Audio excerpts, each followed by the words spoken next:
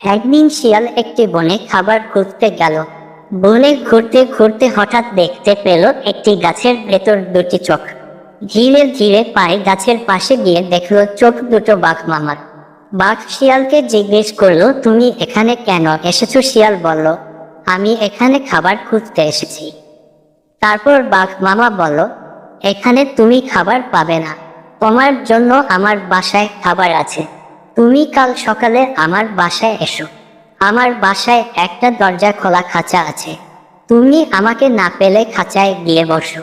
যেই কথা সেই কাজ।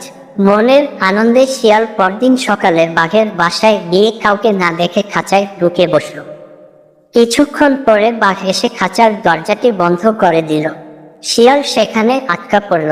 তারপর বাঘ শিয়ালকে মজা করে খেল। গল্পের উপদেশ হলো, দুষ্ট লোকের মিষ্টি কথায় বিশ্বাস করলে বিপদে পড়ে।